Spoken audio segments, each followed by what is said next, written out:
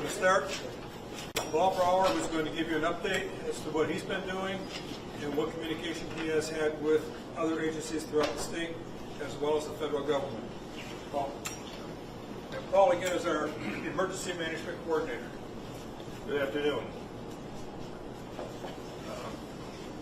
Since this morning, we've declared a local state of emergency with the hope that whatever damages we incur as a township, we may be able to get reimbursed under Section 19 of the Emergency Management Act, Public Act 390. As of right now, the fire is under control, but however, there are some debris piles where the building collapsed that are still burning and smoking.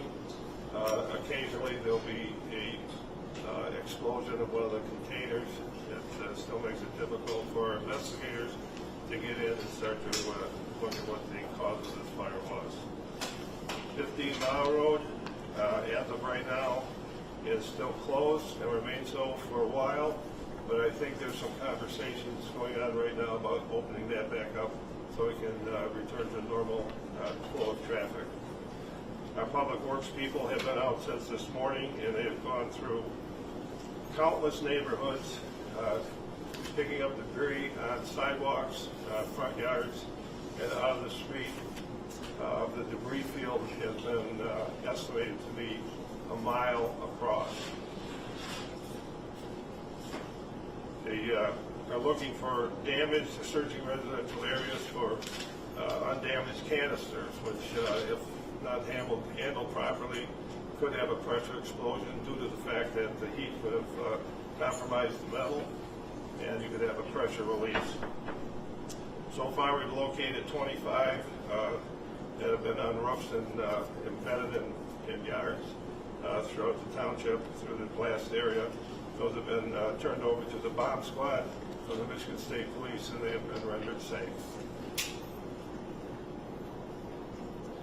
We have, on our website, we have established a reporting tool that individuals and businesses can get on there, and if they're reporting damage, we'd like them to use that tool, and that is for tracking purposes only and not for requests for compensation.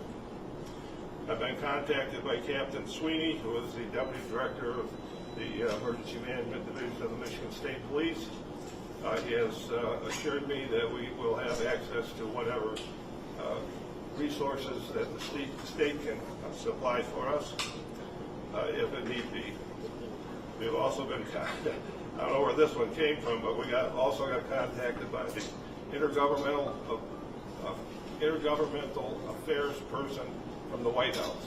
So that's how far the information on this incident has gone. And they have also, in that email, indicated that they will work with us to get whatever resources that we may need to get to the bottom of this. Presently, they're working with several agencies, including the ATF, to determine what the cause of this incident is. The business owners so far, as reported to me, have been very cooperative and forthright with their information. That's all I have for right now. Thank you, Paul, and I'm sure all of you are concerned about how much material has been collected throughout the township. And with me is Scott Kleinfeld, who's going to tell you about his crew, who has been out all day. And I believe they're going to be working for a big part of the night, too, because there is much more than we anticipated. And we encourage, again, people not to go out looking for these for souvenirs. This is not a game.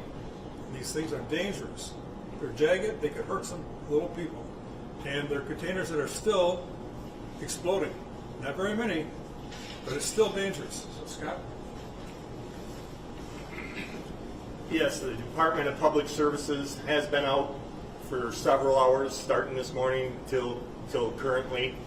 We are picking up all sidewalks, all front of homes in a 2-mile radius is where we have been. We have collected 15 yards of debris as far out as 2 miles. So this explosion sent a lot of debris out into the community. So we have all sidewalks cleared. We have all the right-of-ways cleared. for public safety. And like Bob had said, we want to stress that people picking these canisters up, there is a danger there. And we are working with the Michigan State Bomb Squad to work with them to pick these canisters up and secure them to, for public safety. So that's all. Good. Thank you, Scott. We have a company by the name of Balfour who is out securing the site with fencing. We do have police officers that will be monitoring the area. We do not want residents going in the fenced-in area. There will be repercussions if they do. And with that, I'm going to bring up our police chief because I know it's an ongoing investigation. There is nothing conclusive at this point in time. But Chief, do you want to just fill us in? What's going on? Thank you, Mr. Cannon. Our investigators are working together with the fire marshal and ATF. Again, it is an ongoing investigation. The owners, the employees that were on scene have all been very cooperative throughout this investigation. They were there throughout the night, again, providing any information they can into this incident.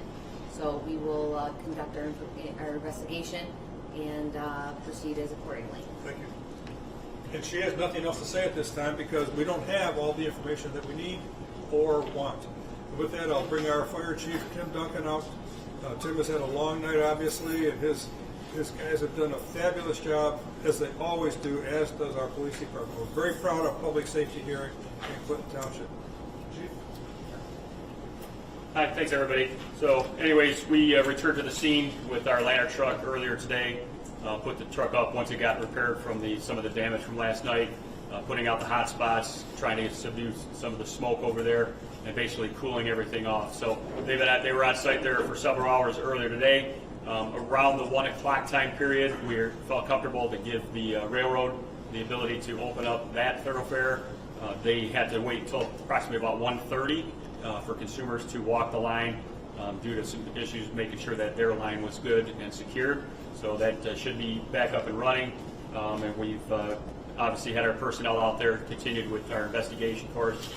Obviously, like everybody else has mentioned, the cooperation, we were approached by a special agent from the ATF to be involved in this, and we certainly gave our full approval to bring everything they can into the township, and possibly along with the state of Michigan and then our local investigators to try to figure out what's happening there. So we're cordoning off the area. Once again, broken record, please stay away.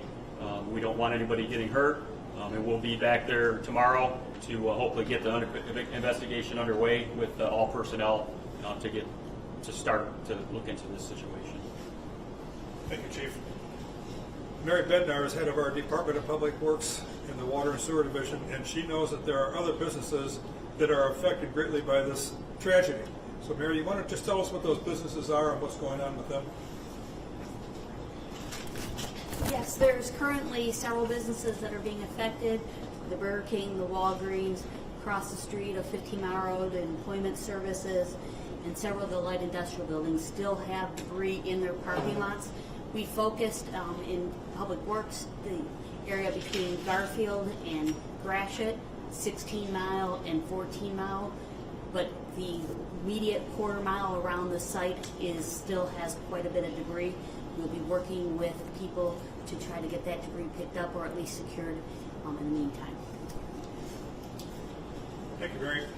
Now we'll throw it open to questions. Tell us who you'd like to address the Bob, question to. can you first discuss with us the 19-year-old? Are you going to be identifying that young man? We haven't identified him. No, we have not. Okay, we have not identified the young man yet. I don't know if everybody's been informed. At this point in time, I think we're looking for privacy for the family, and soon he'll be up. What was he doing? Well, We were told he was at a car wash. I think he was observing what was going on. By himself? I don't know. Was it not at BD's? Was it the BD car wash?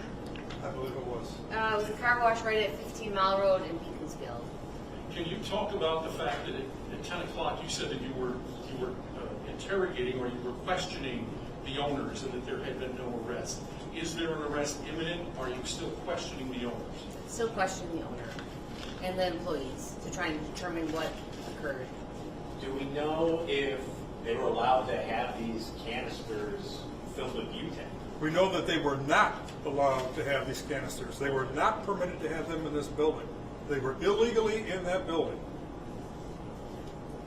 What about, were they closing last night? Was the business closed when the fire started? Was it open?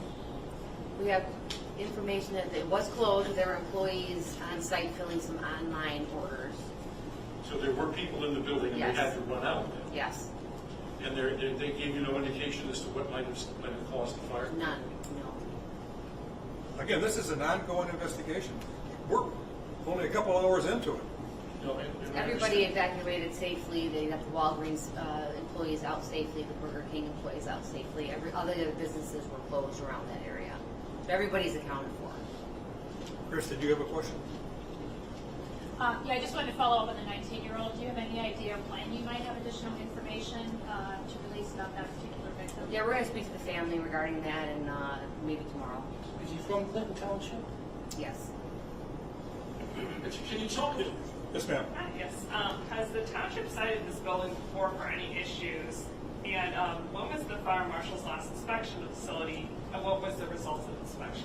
Chief, you want to talk? We'll go to the fire marshal first, and then we'll talk about building. So the last inspection that we have was back in May of 2022. From a fire perspective, we didn't have any notable exceptions prior to them receiving their certificate of occupancy. So in between that time period, we did not have anything on record. Thank you. This is Barry Miller, head of our building department. Barry? Hello. Yeah, as I stated this morning, inspections were performed in 2022 in correlation with the fire department and through their permitting process. Since then, we've had one complaint on the property, and it had nothing to do with anything internal. It was for the storage of duck boats out in front of the business, which is in a violation of their site plan usage. But other than that, there's been no reason for the building department or fire department to suspect that any of this was going on. Barry, what happened after the violation with the duck boats? Did they move them? Or? They removed them and came into full compliance before we issued any kind of citation. We gave them a warning and they complied. Thank you. They were authorized to sell vapes commercially to customers, but what were they doing with the canisters on site?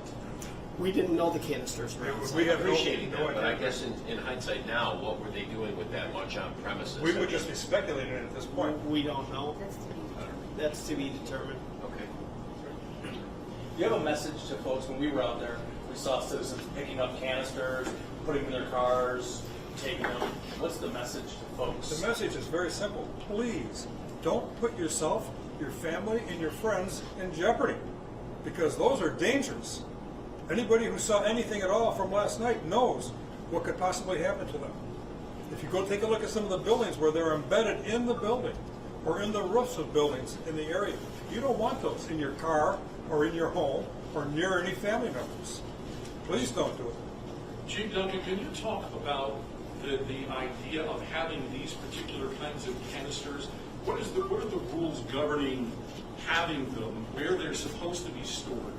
And we know that they weren't supposed to be there, but where are they supposed to be stored? So we're still working on that information. We do have that available to us, but we're not ready to put that out there yet. There's a lot of aspects that go into these, the storage, what they're allowed to do, certain amounts that they're allowed to have. It's a very detailed accounting that's obviously done by the rules or our codes. So at this stage, we're still fully investigating, trying to figure out what they actually had on site, the quantities, so on and so forth. So still way too early to exactly speak intelligently on that.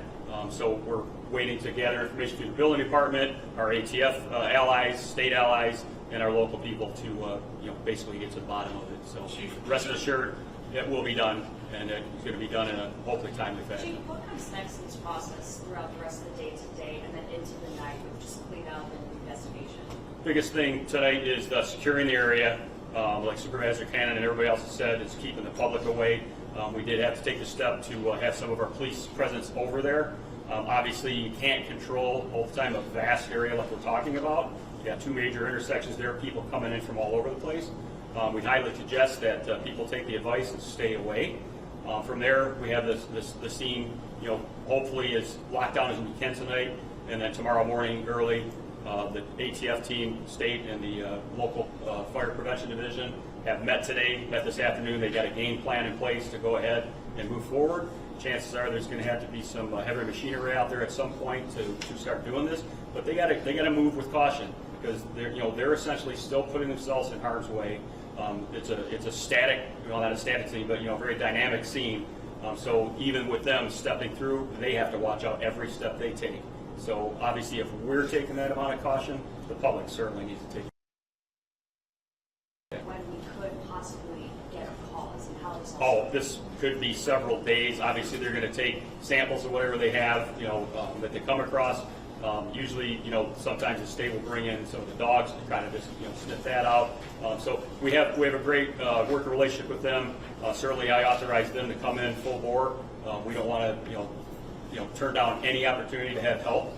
So they're very, gracious and they're willing to come in and help out. And I think they're, ready to take control and help us out, which is going to be a great learning experience for our community also. So as you know, we don't come across this stuff all that often. How did you manage all the huge flood of 911 calls, and did you guys run into any hiccups? So fortunately for our community, we're aligned with Comtech, which is part of the dispatch center throughout Macomb County. They pretty much control about half of the county. Without that, on a local level, if we were still doing it ourselves, it would be nearly impossible. One person could never handle that. They are pros at what they do. They can handle an immense amount of phone calls that come in. This would be similar in nature to a pretty major storm that would come through. You get calls in the hundreds, and they have the personnel that are capable of handling that, disseminating the information that needs to go out, and turning that on to with the people that need to respond to it. So we really didn't experience much issue. Very good with our battalion chief that was on scene last night. Things were controlled. I said I'm exceptionally proud of our people, the people that came in and helped from the other communities. So it's chaos, but it was controlled chaos, basically through the efforts of the people on scene. For point of clarity, is your department in the lead? Is ATF in the lead? So we still remain in the lead. They are always coming in as an assist. So they're, like I said, they're gracious enough to come in and give us their experience. We do interact with the state numerous times, even on basic house fires, because they're always learning. They're bringing some of their people in. It's always a turnover of personnel, so any chance they get to learn, they're helping out. So it's nice, and sometimes we'll get nearby communities that will bring their personnel over on site, along with some of the newer dogs that are trained to do this kind of thing. So it's definitely a good outreach. Great from a regional perspective that we get all this help. Like I said, one department cannot do this on their own. And if you would, to a layperson, what are the priorities as you go tomorrow and the next day in regard to beyond safety, but what are the challenges when you look at what you've seen and what you're going to be dealing with, trying to reconstruct where this may have originated from, those types of things, but how do you approach this tomorrow? So they have a pretty good understanding of where they're going to start the process. They've been doing this for a number of years, so they do have a specific part of the building that they feel they're going to start, basically, step one. And then from there, they recreate the scene. You're going to be starting to pull things back. You recreate what you think happened, and then obviously with some of the information you get from the people that were in the building, you're going to get little clips. So the biggest part is about kind of clearing everything out, recreating what you can, putting it back together as much as you possibly can. So like you had a typical house fire, you're trying to recreate the room, trying to pattern what's happening. There's certain patterns that happen. Not a lot of this building left, so it's going to be hard work for the people that are on scene there, certainly. But we have the pros. We have the federal people that do this day in and day out. So certainly this is going to be a huge effort to determine this. My last question, if I may. I mean, given the intensity of this and how long you first responders had to wait, I mean, is there much of a scene left to recreate? Well, it's surprisingly amazing what they can do. They got technology on their side. They're going to obviously have video that's occurred throughout the night. They're going to obviously access everything they have capability to see that. So they'll see how this thing evolved. They'll see how it developed. So some smart people out there, far smarter than me. I take my hats off to them, the ladies and gentlemen that do this kind of stuff. So I'm encouraged that they'll hopefully come to some type of resolution, but as we all know, sometimes you get to the end of it and you just shake your head and go, we may never know. But certainly every effort will be put in place to try to determine this. And you said that you anticipate that there was a fire and then the explosion, or the explosion caused the fire? Right now, it's just still too early to tell. Like I said, some of it's going to be based upon the information we gleaned from the people that were in the building at the time. So that'll be a huge step, to determine some of that. Chief, can you discuss the notion of the fact that more people weren't injured? I mean, when you look at what was happening out there, it was tragic that this young man died and your firefighter was hurt. But it's staggering that no other people were injured.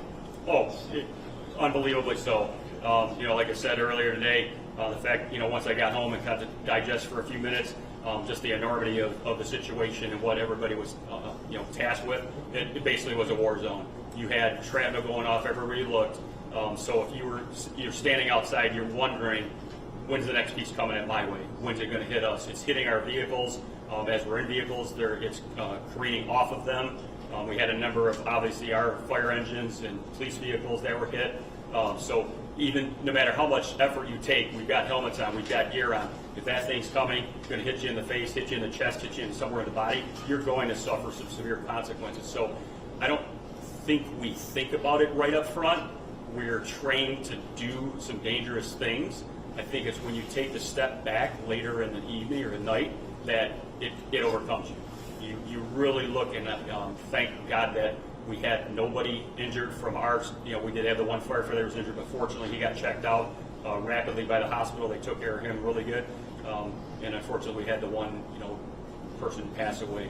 But the fact that there was no other major injury or, somebody passing on that scene, somebody was looking out for us. That's all I can say. Thank you. Okay, we are in a local state of emergency, so as soon as we're done here, the two chiefs have indicated to me that it's safe to open up all of our roads, so 15 Mile will be open for the balance of the investigation.